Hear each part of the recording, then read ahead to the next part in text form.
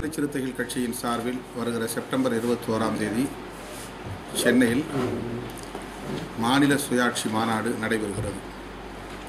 இந்த மாநாட்டில் திமுக, காங்கிரஸ், இடதுசாரிகள் உள்ளிட்ட தோழமை கட்சிகளின் தலைவர்கள் பங்கேற்கிறார்கள்.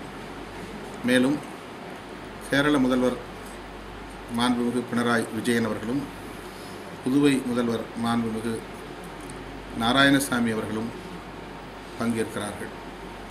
கர்நாடக முதல்வரும் இந்த மாநாட்டில் பங்கேற்க வேண்டும் என்று அழைப்பு விடுத்திருக்கிறோம். ஓரிரு நாட்களில் முடிவு தெரியும். மத்திய அரசு மாநில அரசுகளின் உரிமைகளை பறிப்பதை தடுக்கவும், மத்தியில் அதிகாரங்கள் குவிப்பதை தடுக்கவும் இந்த மாநில சுயாட்சி மாநாட்டை விடுதலை சிறுத்தைகள் கட்சி நடத்துகிறது. இந்த மாநாடு தமிழக அரசியலில் மட்டுமல்ல, அகில இந்திய அளவில் அரசியல் திருப்பு முனையாக அமையும் என்று நான் நம்புகிறேன்.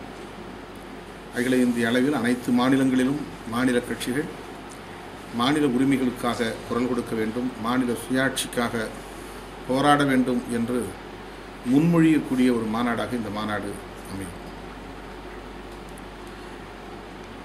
குடியரசுத் தலைவரை சந்தித்து திமுக, இடதுசாரிகள் மற்றும் காங்கிரஸ் கட்சியை சார்ந்த நாடாளுமன்ற உறுப்பினர்கள் தமிழக அரசியல் நிலவரம் குறித்து பேசியிருக்கிறார்கள்.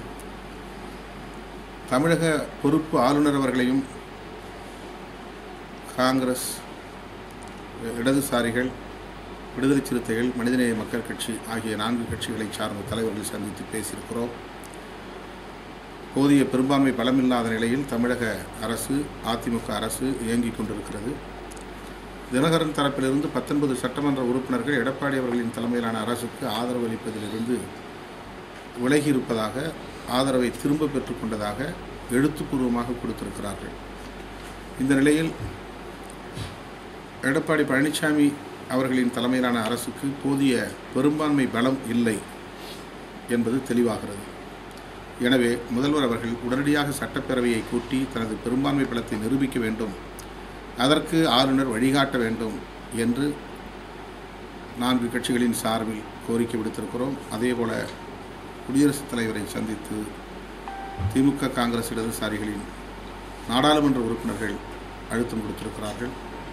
ஆனால் இதற்கு இடையில் மத்திய உள்துறை அமைச்சர் ராஜ்நாத் சிங் அவர்கள் ஆளுநர் அவர்கள் இந்த பிரச்சனையில் தலையிட முடியாது என்று வெளிப்படையாக அறிவித்திருக்கிறார்.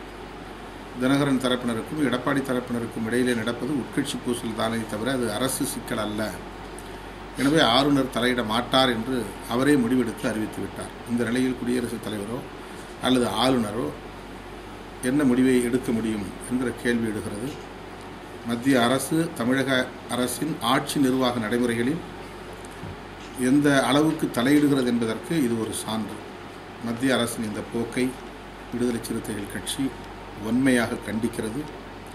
ஆளுநர் உடனடியாக முதல்வருக்கு அறிவுறுத்த வேண்டும், சட்டப்பேரவையை கூட்டி பெரும்பான்மை பலத்தை நிரூபிக்க வலியுறுத்த வேண்டும் என்று விடுதலை சிறுத்தைகள் கட்சியின் சார்பில் கேட்டுக்கொள்கிறேன். உள்ளாட்சி தேர்தல் தொடர்ந்து தள்ளி வைக்கப்பட்டு வருகிறது. நீதிமன்றம் காலக்கெடு கொடுத்த பின்னரும் கூட தமிழக அரசு அந்த தேர்தலை நடத்துவதற்கு தயாராக இல்லை. அதற்கு ஒரே காரணம் ஆளும் கட்சியின் சின்னமான இரட்டை இலை சின்னம் முடக்கப்பட்டிருப்பதுதான் என்று புரிய வருகிறது. இரட்டை இலை சின்னம் இல்லாத வரையில் உள்ளாட்சி தேர்தலை நடத்த முன்வர மாட்டார்கள் என்பதுதான் இதிலிருந்து உறுதிப்படுகிறது. இந்த நடவடிக்கையையும் விடுதலை சிறுத்தைகள் மிக வன்மையாக கண்டிக்கிறது. விரைவில் உள்ளாட்சி தேர்தலை நடத்த வேண்டும் என்று வலியுறுத்துகிறோம். அசல் ஓட்டுநர் உரிமம் இல்லாமல் இருசக்கர வண்டிகள், பிற வண்டிகள் ஓட்டக்கூடாது என்று அறிவித்திருக்கிற இந்த அறிவிப்பை விடுதலை சிறுத்தைகள் மிக வன்மையாக எதிர்க்கிறது, கண்டிக்கிறது. இந்த ஆணையை அல்லது அரசாணையை தமிழக அரசு உடனடியாக திரும்பப் பெற வேண்டும் என்று வலியுறுத்துகிறோம்.